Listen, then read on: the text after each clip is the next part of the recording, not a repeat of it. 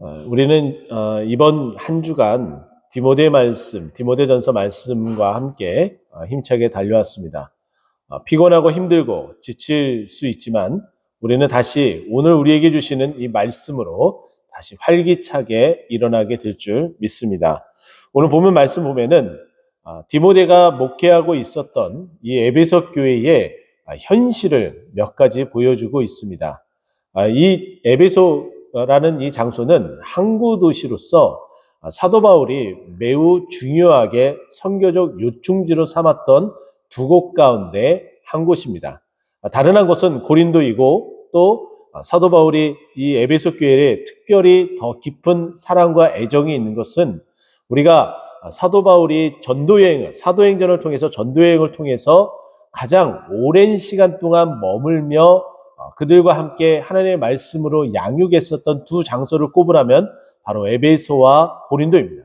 그 중에서 이 두 개의 장소 중에서 에베소라는 곳은 특별히 더 오랜 시간 동안 머물고 있었고, 그리고 사도 바울이 자신의 그 마지막 달려갈 길을 앞두고 만나고 이야기를 나누고 기도의 제목을 나눴었던 그 사람들도 에베소 장로들이라는 것을 우리는 기억한다면 그만큼 이 에베소라는 이 지역에 대한 애착이 매우 깊었다는 것을 알 수가 있습니다.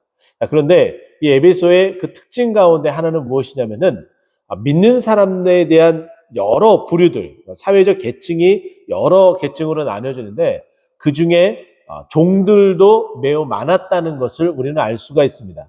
종들만 있는 것이 아니라 그 종들을 부리는 상전들도 함께 있었는데 여기에 문제가 발생했던 것이죠. 어떤 문제냐면은 이 종들이 하나님의 말씀을 보면은 다 평등하고 다 똑같은 그리스도 안에서 하나인 것을 계속 강조하다 보니까 이 종들이 상전에 대한 이 태도의 모습들이 서로 간의 마음을 다치게 하고 힘들게 만드는 그런 일들을 만들게 된다는 거죠.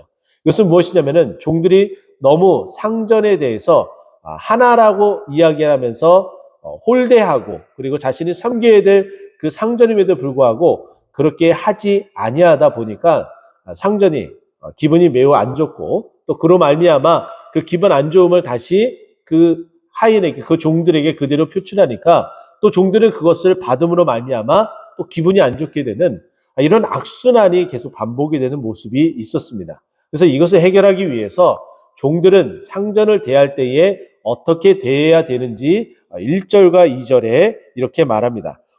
그 상전을 공경할 자로 여기고 또 2절 말씀 보면은 그 상전을 형제라고 가볍게 여기지 말고 존중하고 섬겨야 된다라는 것을 말해주고 있습니다. 그리고 3절부터 5절까지 말씀을 보게 되면 매우 중요한 표현, 키워드를 하나 말씀드리자면은 교만하지 말라예요. 왜 교만이 찾아오게 되느냐? 그 원인이 무엇이냐? 그것을 3절에 이야기를 하고 있고 4절과 5절에는 그 교만으로 찾아오게 되는 결과들이 어떠한지에 대해서 우리에게 말해주고 있습니다. 자, 무엇 때문에 교만합니까? 3절 말씀 보면은 우리 주 예수 그리스도의 말씀과 경건에 관한 교훈을 따르지 아니했기 때문에 하나님의 말씀과 교훈을 따르지 않게 되면 내 스스로가 내 갈 길에 대한 방향을 정하는 그런 사람이 바로 교만한 사람이다 우리에게 말해주고 있어요. 그러면 그와 같이 하나님의 말씀과 교훈을 따르지 않는 자가 교만한 자인데 그 교만한 자에 나타나는 열매들, 그 교만한 자가 품어져 나오는 그 모습들은 무엇인지 우리에게 4절부터 5절까지 이렇게 이야기해주고 있습니다.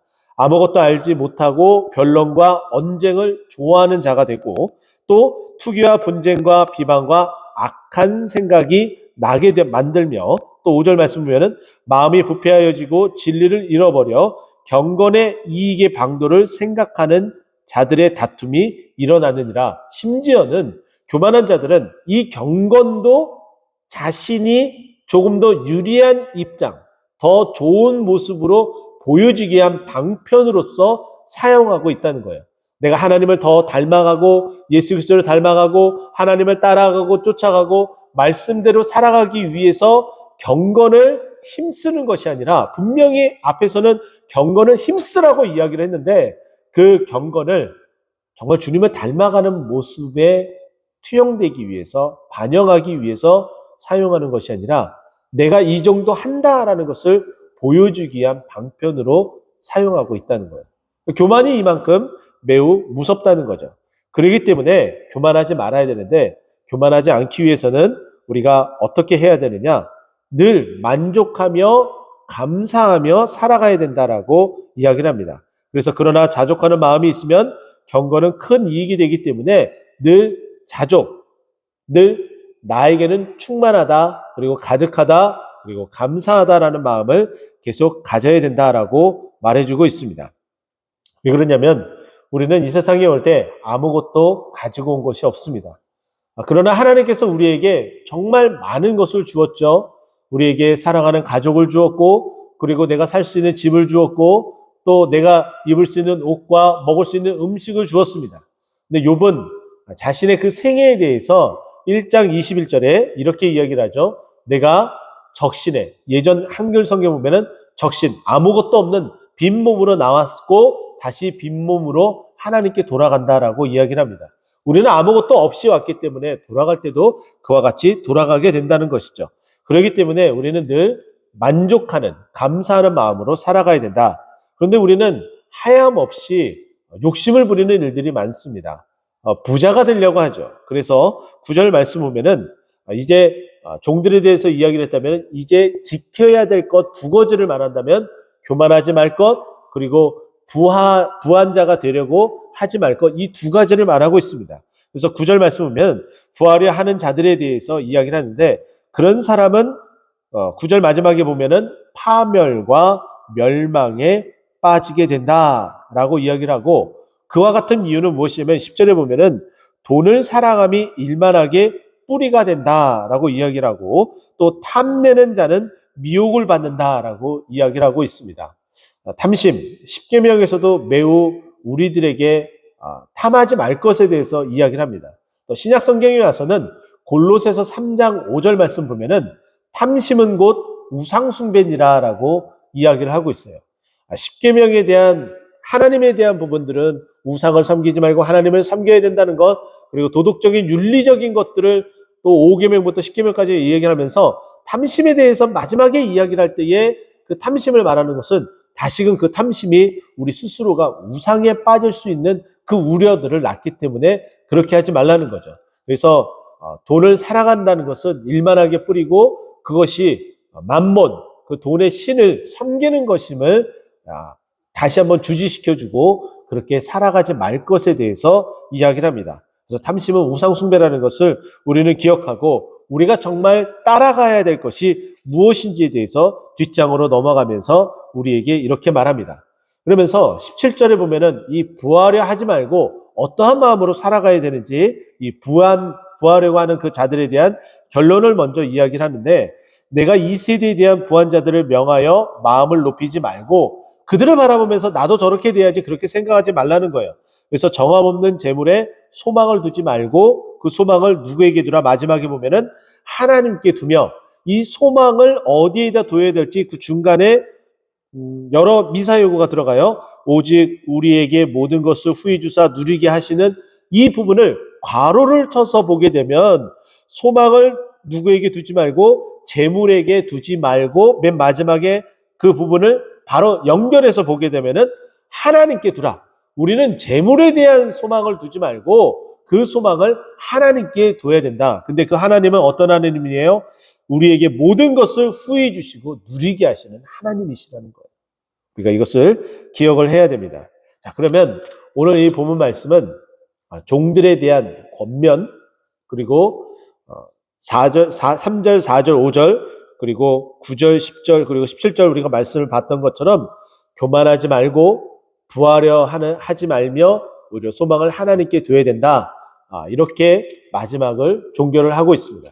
그러면서 디모데전서를 최종적으로 다 마무리하고 다 모든 것을 다 하나로 빨아들이는 딱 한 구절이 있는데 그 말씀을 우리 함께 읽어보도록 하겠습니다. 14절 말씀입니다. 우리 함께 볼까요?